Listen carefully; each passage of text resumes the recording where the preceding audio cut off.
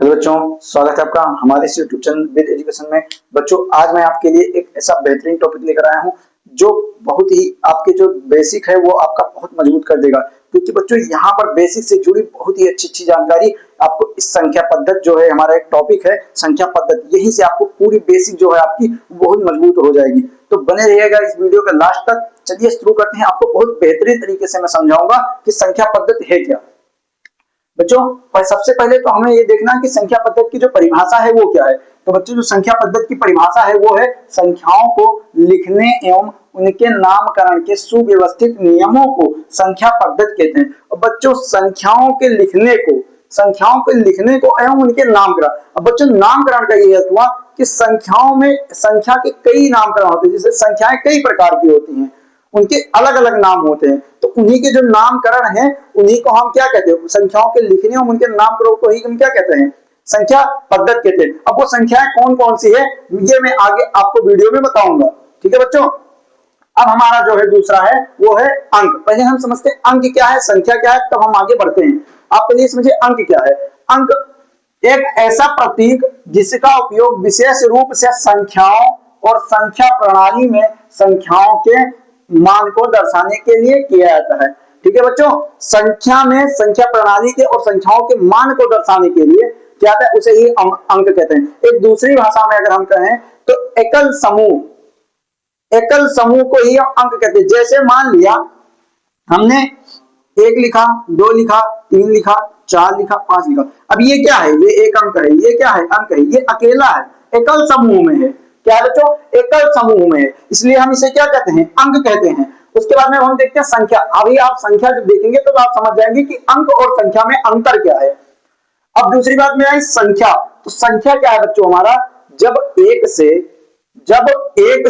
अधिक अंक, अब बच्चों बहुत ध्यान से देखिएगा, जब एक से अधिक अंक आपस में मिल जाते हैं तो उसे संख्या कहते हैं। अब एक से अधिक अंक, यहां पर क्या था, ये अंक है, ये क्या है, ये अंक है, ये अंक है। अब ये अलग अलग यानी एकल समूह में है, अकेले अकेले है। एकल समूह का मतलब अकेले अकेले यानी एक एक में है। ठीक है बच्चों, तो इसे हम कहते हैं अंक। अब वही यहां पर कह रहा है संख्या में क्या है, जब एक से अधिक अंक, जब बच्चों एक से अधिक अंक आपस में मिल जाते हैं। जैसे एक अंक ये रहा, एक अंक ये रहा, अब इनको दोनों को जब हम आपस में मिला दिए तो ये क्या बन गया हमारा, ये एक संख्या बन गई। क्या बन गई बच्चों, ये एक हमारी संख्या बन गई। ठीक है बच्चों, तब एक से अधिक अंक। अब बच्चों, हम एक से अधिक का अर्थ ये हुआ कि हम यहाँ पर 2 अंकों को मिला सकते हैं, 3 अंकों को मिला सकते हैं, फिर 4 अंकों को भी मिला सकते हैं। ये सब क्या बन रही है हमारी, ये सब हमारी संख्याएं बन रही है। ठीक है बच्चों, अब हम समझते हैं एक हमारे स्टार में ये देखिए कि भारतीय अंक प्रणाली में कुल कितने अंक होते हैं। तो भारतीय अंक प्रणाली में कुल टोटल 10 अंक होते हैं। ठीक है बच्चों, अब हम चलते हैं संख्या पद्धति में। ये समझाते हैं आपको कि जो संख्या पद्धति होती है इसमें आपको इकाई के अंक कैसे निकाला जाता है। उसके बाद में आपको बिना भाग किए, बिना गुणा किए आपको इकाई का अंक कैसे पता चल रहा है कि हाँ इकाई का अंक जो हमारा है वो यही आएगा। ठीक है बच्चों, तो चलिए आगे वीडियो में आपको बता रहा हूं। तो अब हम देखते हैं कि इकाई अंक कैसे निकालें। ठीक है बच्चों, सबसे पहले यहां पर मैं आपको ये जितना है ये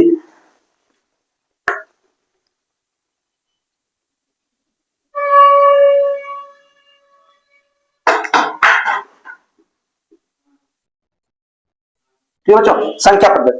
अब हम देखेंगे इकाई का अंक जो हमारा है वो कैसे निकाले। अब हमने आपको दे दिया बच्चों, पहले तो शुरुआत में हम ये देखेंगे कैसे इकाई का अंक निकालते। अब हमने दे दिया 2 3 4 गुणे 5 4 6 गुणे 7 8 यानी 234 546 789। अब हमने आपको कहा कि आप इसको गुणा करके ये बताइए, या आप ऐसे ही बता दीजिए कि इसका इकाई का अंक क्या होगा। अब आप क्या करेंगे, आप पहले इसको गुणा करेंगे तब आप इकाई का अंक निकालेंगे। ऐसा नहीं करना बच्चों, हमको बहुत ही ट्रिकी, क्योंकि एग्जाम में ज्यादा आप जब लंबे अपना समय जो है आपको बचाना है एग्जाम में। कैसे आपको करना है, एक ट्रिकी क्वेश्चन जो होता है उसको ट्रिक से करना है। कैसे करना है मैं आपको बता रहा हूं। देखिए इसका इकाई का अंक क्या है, 234 का इकाई का अंक क्या है, 4। आपने यहाँ पर 4 लिख लिया। उसके बाद में बीच में मल्टीप्लाई यानी गुणा लगा हुआ है, आपने यहाँ पर गुणा लिया। उसके बाद में 546 का इकाई अंक क्या है? तो बच्चों आपने कहा कि सर जो इसका इकाई का अंक है वो है 6, हमने यहाँ पर 6 लिख लिया। उसके बाद में आपने कहा कि सर 789 में इकाई का अंक क्या है? 9 है, हमने यहाँ पर 9 लिख लिया। अब सर आप इसका जहां पर हमने को इसका गुणा करके निकालना था, वैसे तो ये आसान हो गया ना, 6 चौके 24 और 24 नवैया, आपने यहाँ पर 24 नवैया कर लिया। 9 चौक 36 के 6 हासिल के 3, 9 दूनी 18 और 3 21, 216। सर आपने कह दिया कि यहाँ पर कितना है इकाई का अंक, यहाँ पर आया है हमारा टोटल 216 और इसका इकाई का अंक क्या है? 6। यानी कि अगर इसका इकाई का अंक हमारा यहाँ पर कितना आया? 6 आंसर आया। इसका मतलब जब हम इन टोटल सभी को गुणा करेंगे तो इनका इकाई का अंक भी क्या आएगा? 6 ही आएगा। ठीक है बच्चों, समझ में आ गई बात। उसके बाद में ऐसे ही हमने कह दिया कि बच्चों आपको क्या करना है, आपको इसका और इसका आपको इकाई का अंक बताइए आप हमें। तो आप क्या करेंगे, आप यहां से इकाई का अंक, इसका इकाई का अंक, दोनों का इकाई का अंक आप उठा लेंगे। उसके बाद इन दोनों को इससे गुणा कर देंगे। 8 6 48, यहाँ पर आया 48, इसका इकाई का अंक क्या है? तो इसका इकाई का अंक है 8। यानी कि इसको जब इन पूरी टोटल संख्या को जो हम दोनों को गुणा करेंगे, इन दोनों संख्या को जो हम गुणा करेंगे तो भी उसका इकाई का अंक क्या आएगा? 8 ही आएगा। ये बहुत आराम से आप कर लेंगे। ठीक है बच्चों, अब हमारा जो दूसरा है वो देखते हैं कैसे करना है हमको। अब बच्चों आपको क्या करना है, अब हमने आपसे कह दिया कि आप गुणा वाला तो समझ गए, अब मैं आपको ये बता रहा हूं कि आपको जैसे प्लस है तो उसे कैसे करना है। जैसे लिख दिया आपको 4 8 3 2 6 प्लस 6 2 3 4 8। अब बच्चों आप बताइए कि आपको इसमें कैसे करना है। अब आपको क्या करना, सेम वही पोर्शन इसमें भी आपको करना क्या है, इसका इकाई का अंक और इसका इकाई का अंक क्या करना है सर, आपको यहां पर आपको जोड़ लेना है और जो आएगा 8 4 12, यानी कि इसका इकाई का अंक 12 का इकाई अंक क्या है? 2 है बच्चों। इसलिए हमारा आंसर क्या हो जाएगा बच्चों? 2 हो जाएगा। केवल हमें इकाई का अंक उठाना है, उसको ऐड कर लेना है। उसके बाद में जो इकाई का अंक, जो संख्या हमारी बनकर आई, यानी हमारी संख्या क्या बनकर आई बच्चों? 12 बनकर आई, और 12 का इकाई का अंक क्या है बच्चों? तो 2 है। तो जो ये संख्या और इस संख्या को जब हम जोड़ते हैं तो उसका भी इकाई का अंक क्या आता? 2 ही आता। ये बहुत आराम से आप कर सकते हैं, ये बिना इसको जोड़े। अगर आप इसको जोड़ेंगे अलग तो आपका जो समय है बहुत ही ज्यादा खराब जाएगा, आपको 2 4 मिनट 5 मिनट लगेंगे और इसमें आपको मुश्किल 10 सेकंड या 15 सेकंड आपको लगेंगे। आप बहुत ट्रिक से आराम से इसको कर सकते हैं। उसके बाद में बच्चों अब अगर हमने आपको दे दिया ऐसे 3 की पावर यहां पर हमने दे दिया 41, फिर उसके बाद में बच्चों हमने यहां पर दे दिया आपको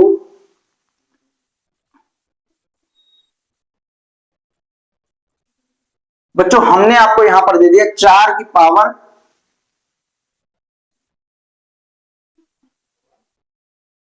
44। अब बच्चों हमने आपको कह दिया कि आपको क्या करना है, इसका हमें इकाई का अंक बताना है, इसका हमें इकाई का अंक बताना है। अब आप कैसे बताएंगे, अब आप करेंगे क्या सर, अब हम ऐसे करेंगे 3 को 41 बार लिखेंगे। उसके बाद में हम क्या लिखेंगे सर, 4 को 41 बार लिखेंगे। तो बच्चों आपकी जो पूरी कॉपी है वो भर जाएगी, बट आप इतना कॉन्फिडेंस से ये कह नहीं सकते कि आप कर ही पाएंगे। आपको क्या करना है, आपको अपने दिमाग से काम लेना है। बहुत अच्छा ट्रिक है इसका, बहुत ही सिंपल सा ट्रिक है। आपको करना क्या है मैं आपको बता रहा हूं बच्चों। आपको क्या करना है कि आपको यहाँ पर इसके जो पावर है इसमें आपको 4 से भाग दे देना है। किससे भाग दे देना है बच्चों? 4 से भाग दे देना है। तो जब हम इसको 4 से भाग देंगे, यानी 4 से अगर हम डिवाइड करेंगे तो इसका कितना आएगा शेषफल? 4 एकम 4, ये गया 1 आया, यानी कि हमारा शेषफल कितना बचा बच्चों? शेषफल हमारा कितना आया? जो हमारा शेषफल आया वो कितना आया बच्चों? शेषफल हमारा आया 1। शेषफल हमारा कितना आया? 1। अब हम इसका तो शेषफल जब हमारा 1 यहां पर आया तो अब हम क्या करेंगे बच्चों, 3 के पावर यहां पर कितना लिख देंगे? 1 लिख देंगे।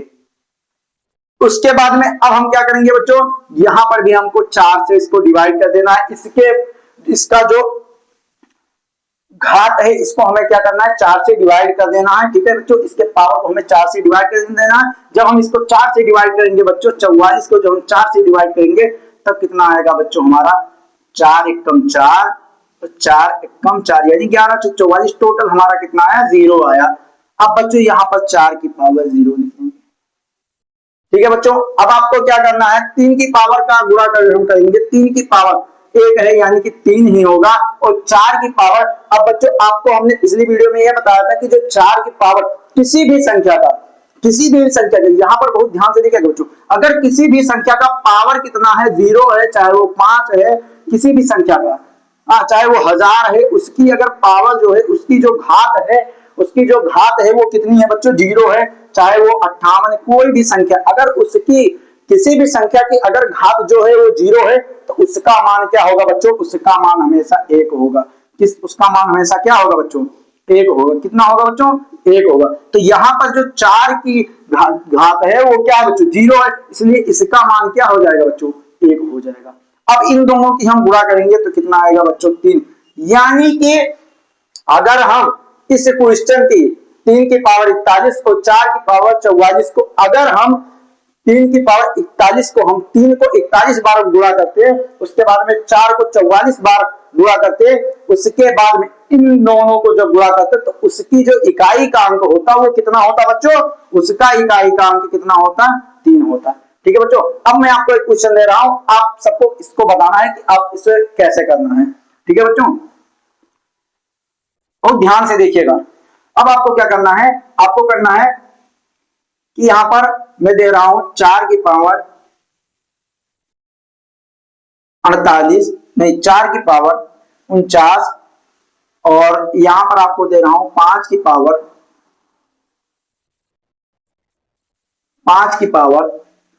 56 का इकाई का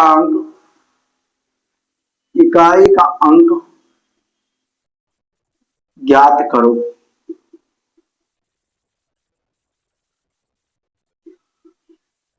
अब बताओ बच्चों, आप इसे कैसे लगाओगे, इसको कमेंट में लगाकर हमें बताना।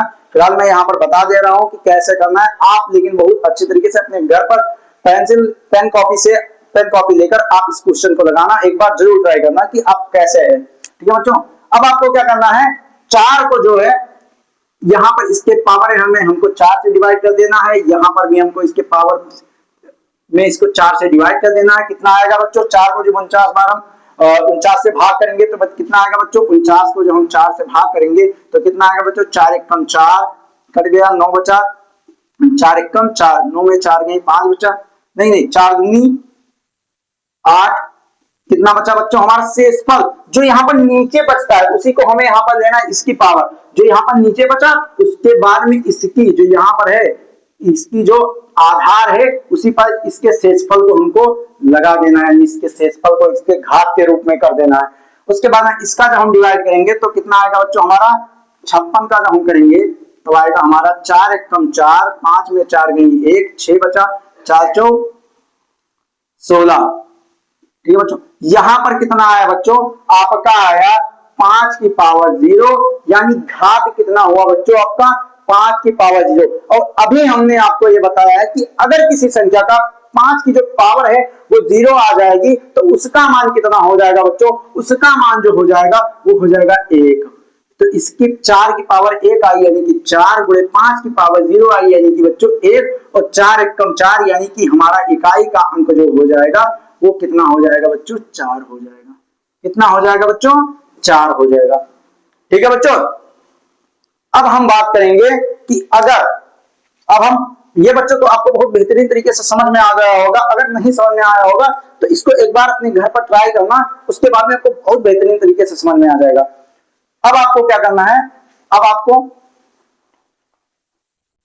अब मैं आपको ये दे रहा हूं कि अगर जैसे मान लिया हमने लिख लिया 4 5 8 5, अब आप ये बताइए कि ये जो संख्या है ये सर्वप्रथम किससे मैं विभाजित करूं तो ये विभाजित हो जाएगी। यानी अगर पहले हम कैसे पता करें ये बहुत बच्चों के मन में ये रहता है क्वेश्चन कि हम कैसे पता करें कि इस संख्या को हम किस संख्या से विभाजित करें, या इस संख्या को हम कैसे काटें, किस संख्या से काटें कि ये कट जाए।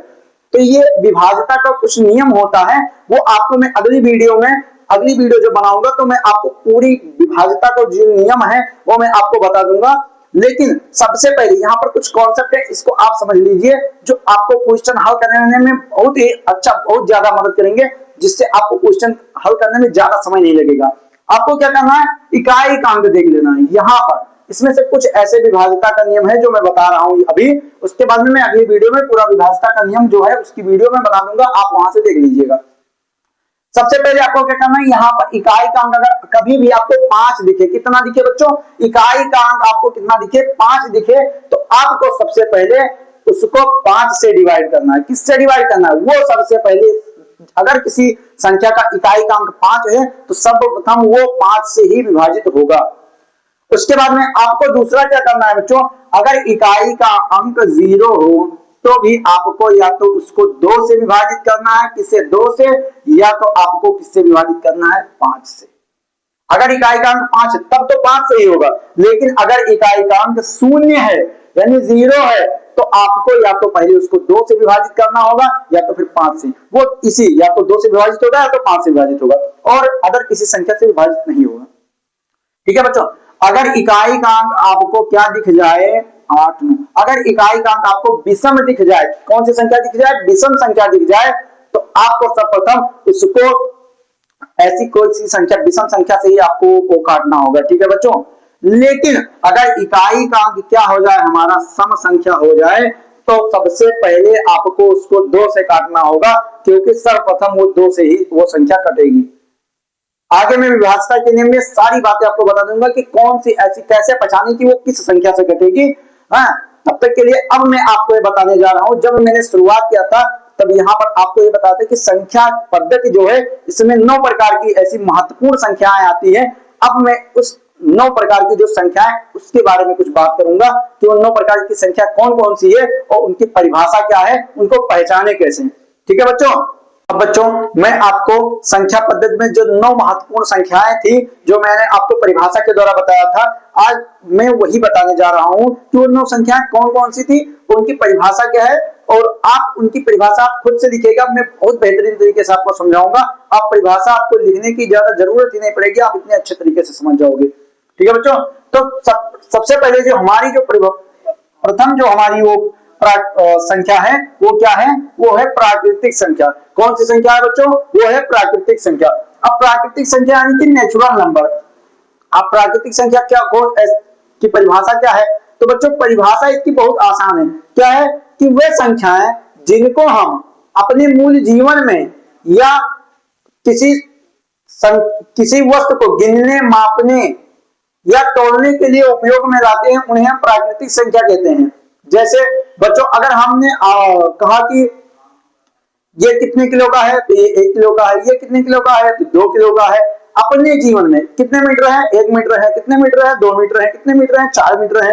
तो बच्चों संख्या जो है, प्राकृतिक संख्या कौन सी संख्या, ऐसी संख्या जिसको अपने जीवन में मापने, तोलने या नापने के लिए उपयोग किया जाता है, उन्हें हम क्या कहते हैं बच्चों, प्राकृतिक संख्या कहते हैं। जैसे अगर हम कहें कि ये कितना है, तो इसको हम शून्य कभी नहीं कहेंगे कि ये शून्य है। इसको कहां से शुरुआत करेंगे, इसको 1 से शुरुआत करेंगे। कहां से शुरुआत करेंगे बच्चों, 1 से शुरुआत करेंगे। तो हमारी जो प्राकृतिक संख्या है वो कहां से स्टार्ट होती है, 1 से स्टार्ट होती है। कितने बच्चों, 1 से स्टार्ट होती है। कहां से स्टार्ट होती है बच्चों, वो कि 1 से स्टार्ट होती है। 1 से स्टार्ट होकर वो कहां तक जाती है बच्चों, वो अनंत तक जाती है। ये इनफाइनाइट का यानी अनंत का जो ये है, ये क्या है बच्चों, इन अनंत का ये चिन्ह है। क्या बच्चों, ये अनंत का चिन्ह है। यानी ऐसी संख्या जो 1 से शुरू होकर अनंत तक जाती है, ऐसी संख्याओं को हम प्राकृतिक संख्या कहते हैं। और सबसे छोटी अगर प्राकृतिक संख्या की बात है बच्चों, तो सबसे छोटी जो हमारी प्राकृतिक संख्या है वो कौन सी संख्या है, तो सबसे छोटी बच्चों जो हमारी प्राकृतिक संख्या है वो क्या है, वो 1 है। कौन सी संख्या है, सबसे छोटी प्राकृतिक संख्या। एग्जाम में ज्यादातर आपको बहुविकल्पिक प्रश्न में देखने को मिलेंगे कि सबसे छोटी प्राकृतिक संख्या कौन सी है, तो सबसे छोटी प्राकृतिक संख्या 1 है। अब बच्चों जो हमारा आ रहा है दूसरा, कि वो दूसरी संख्या कौन सी है, तो दूसरी संख्या है पूर्ण संख्या यानी कि होल नंबर। अब बच्चों पूर्ण संख्या जो कि पूरा हो जाए, जैसे कि अगर हम मान ले तो शून्य का ही बहुत बड़ा महत्व है। शून्य का भी बहुत बड़ा महत्व है हमारे जीवन में। ठीक है बच्चों, शून्य की खोज किसने की थी? तो बच्चों शून्य की जो खोज की थी वो की थी आर्यभट्ट ने। किसने किया था बच्चों? आर्यभट्ट ने जो हमारी खोज की थी, किसने किसकी की थी? शून्य की खोज, यानी कि जीरो की जो खोज की थी आर्यभट्ट ने की थी। जीरो से ही हमारी जो संख्या हुई ये बहुत बड़ी संख्या बन गई। अगर ये जीरो ना होता तो हमारी संख्या बहुत छोटी रह जाती, जो कि एक बड़ी संख्या का रूप नहीं ले सकती थी। तो जो जीरो का है हमारे जीवन में बहुत बड़ा महत्व है, तो इसलिए हम उसको पूर्ण संख्या की कैटेगरी में रखते हैं।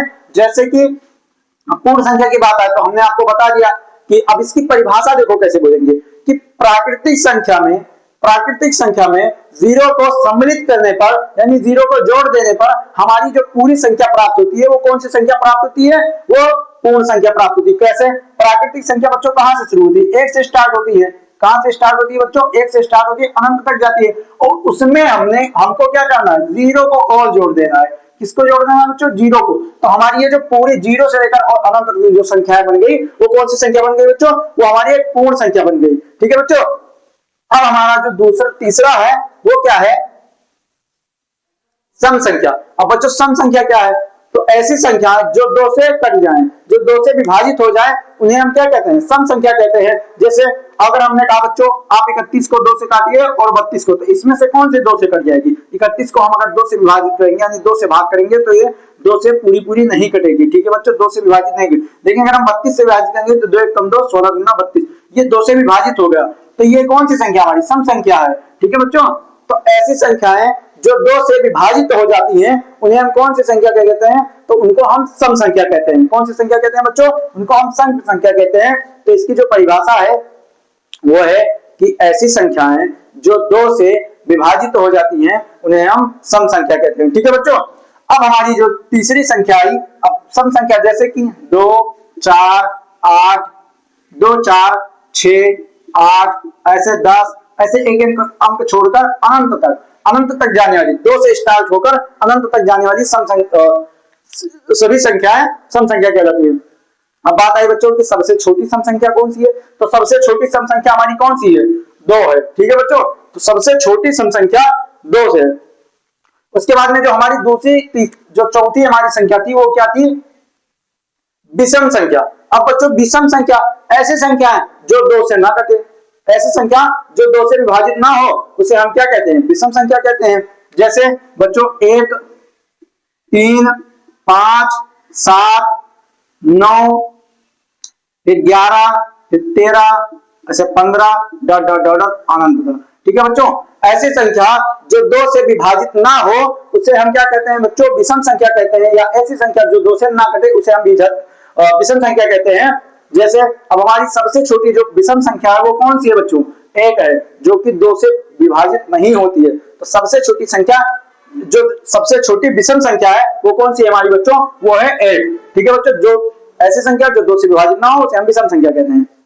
अब अगला जो हमारा है जो कि 5वां है भाज्य संख्या। इसको बहुत ध्यान से देखना बच्चों, जो कि कंपोजिट नंबर। ठीक है बच्चों, भाज्य संख्या, ये भाज्य संख्या क्या होती है इसको बहुत ध्यान से समझेंगे। और सबसे छोटी भाज्य संख्या क्या है ये भी मैं आपको बताऊंगा। तो बच्चों जो भाज्य संख्या ऐसी संख्या जो सम संख्या से भी कट जाए और विषम संख्या से भी कट जाए। ठीक है बच्चों, उसे हम क्या कहते हैं? भाज्य संख्या। अब एक इसका अगर अलग परिभाषा बनाए, जिसके 2 या 2 से अधिक गुणनखंड होते हैं, जिसके 2 या 2 से अधिक गुणनखंड होते हैं उन्हें हम भाज्य संख्या कहते हैं। उदाहरण के तौर पर बच्चों हम लेते हैं 8 और उदाहरण के तौर पर दूसरा हम लेते हैं 11।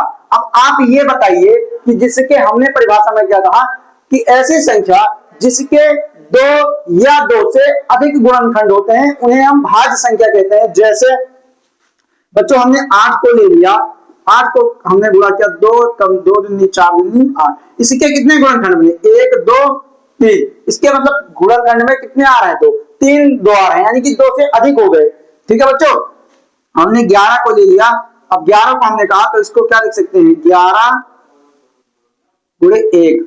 अब एक बात यहां पर आपको यहां से नहीं, आपको बहुत ध्यान से समझना पड़ेगा कि 11, अब 8 को जैसे एक दूसरे परिभाषा दूसरे उदाहरण हम समझते हैं। जैसे हमने कहा कि 8 को हम क्या लिख सकते हैं? या तो 2 गुणे 2 गुणे 2 लिखते हैं, या तो हम 8 को लिख सकते हैं चार, 8 को हम लिख सकते हैं 8 गुणे 1 लिख सकते हैं। इसको हम और क्या लिख सकते हैं बच्चों, इसको हम लिख सकते हैं 1 गुणे 8 भी लिख सकते हैं, बात वही है लेकिन फिर भी।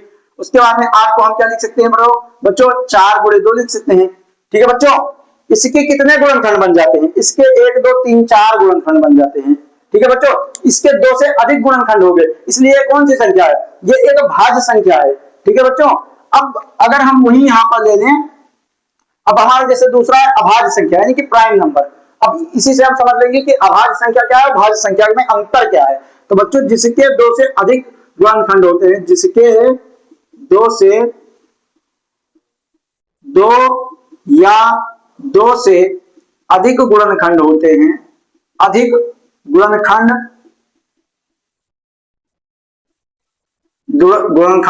होते हैं, भाज्य संख्या कहलाती है। भाज्य संख्या कहलाती है। ठीक है बच्चों, जिसके 2 से अधिक गुणनखंड होते हैं। अब यहीं पर हम दूसरी तरफ ले लें हम 11 को, तो 11 को क्या लिख सकते हैं बच्चों, या तो हम इसको लिख सकते हैं 11 गुणे 1, या तो लिख सकते हैं हम इसको 1 गुणे 11। इसके बाद में हम और इसको किसी भी संख्या, इसका कोई भी गुणनखंड नहीं बनेगा, तो इसके 2 तो गुणनखंड बन रहे हैं लेकिन 2 से अधिक नहीं बन रहे हैं। ठीक है बच्चों, तो ये कौन सी संख्या हो गई, ये एक अभाज्य संख्या हो गई। ठीक है बच्चों, तो अब भाज्य संख्या की बात करें तो भाज्य संख्या में कौन कौन सी संख्याएं आ रही हैं, जो कि हमारा 4 है, 6 है, 8 है, 9 है, 10 है, 12 है, 14 है, 15 है, ऐसे डॉट डॉट। अब बात आई बच्चों की भाज्य संख्या या अभाज्य संख्या में क्या सम संख्या और विषम संख्या दोनों होते हैं, तो हाँ बच्चों यहाँ पर सम संख्या भी है और विषम संख्याएं भी हैं। ठीक है बच्चों, तो भाज्य संख्या जो होती है उसमें सम और विषम दोनों आते हैं, और भाज्य संख्या की जो परिभाषा है वो यह है कि 2 या 2 से अधिक गुणनखंड हो, उसे हम क्या कहते हैं बच्चों, भाज्य संख्या कहते हैं। ठीक है बच्चों, अब दूसरी तरफ हमारी अभाज्य संख्या की परिभाषा क्या है कि 2, पहले तो इसको देखते हैं कि अभाज्य संख्या कौन कौन सी होती है, तो 2 हो गई, उसके बाद में हमारी हुई 5, 2 हुई, 3 हुई, 5 हुई, 7 हुई, फिर 9 10 11 हुई, 13 हुई, ऐसे हमारी डॉट डॉट डॉट अनंत तक। कैसे बच्चों, ऐसी संख्या जिसके 2 या 2 से कम गुणनखंड होते हैं उसे हम भाज्य संख्या कहते हैं। जैसे 11 हुआ, 13 हुआ, ये ना तो सम है और ये विषम संख्याएं तो हैं लेकिन ये सम संख्या नहीं है। ठीक है बच्चों, तो भाज्य संख्या में विषम संख्या तो होती है लेकिन सम संख्या नहीं होती है, और भाज्य संख्या को हम किसी संख्या से विभाजित कर सकते हैं, लेकिन जो अभाज्य संख्या होती है उसको केवल हम 1 से विभाजित कर सकते हैं। तो इसकी एक और परिभाषा बन जाती है कि ऐसी संख्या जिसको हम केवल 1 से विभाजित कर सकें, जिसको हम केवल 1 से काट सकें, उसे हम कौन सी संख्या कहते हैं बच्चों, तो उसको हम अभाज्य संख्या कहते हैं। कौन सी संख्या कहते हैं बच्चों, अभाज्य संख्या, यानी कि प्राइम नंबर कहते हैं उसको, प्राइम नंबर, जिसको केवल 1 से विभाजित कर सकें उसको हम प्राइम नंबर कहते हैं। अब बात आई बच्चों कि सबसे छोटी भाज्य संख्या कौन सी है, तो सबसे छोटी हमारी भाज्य संख्या 4 है। ये ज्यादातर आपके क्वेश्चन में पूछे आते हैं। उसके बाद में अब बात है कि सबसे छोटी जो अभाज्य संख्या है कौन सी है, तो सबसे छोटी जो अभाज्य संख्या है वो 2 है। ठीक है बच्चों, अब हमारा जो अगला है परिमेय संख्या, ये क्या है, परिमेय संख्या बच्चों रेशनल नंबर। ये आपको 9th 10th 8th में देखने को मिलेंगे कि परिमेय संख्या है क्या। परिमेय संख्या, इसकी परिभाषा यह है, ऐसी संख्या जिसको हम p बटा q यानी बटा के रूप में जिसको हम लिख सकते हैं उसे हम कहते हैं परिमेय संख्या। ठीक है बच्चों, ऐसी संख्या जिसको हम बटा के रूप में यानी p बटा q के वही बटा के रूप में जिसको हम लिख सकते हैं उसे हम कहते हैं परिमेय संख्या p बटा q के रूप में। तथा यहां पर एक और कंडीशन दी हुई होती है, तथा q का मान जो हो 0 ना हो। परिभाषा इसकी देखते हैं, जिसे हम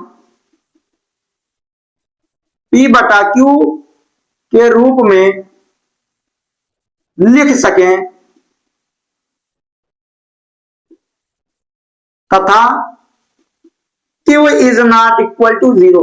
यहां पर क्या कंडीशन हुआ बच्चों कि जिसको हम बटा के रूप में तो लिख सकें, लेकिन जो नीचे q का जो हर का जो मान होता है नीचे का q का, वो क्या है, वो 0 ना हो। ठीक है बच्चों, जैसे अब हम कहें परिमेय संख्या तो 4 बटा 3, ये क्या है, एक परिमेय संख्या।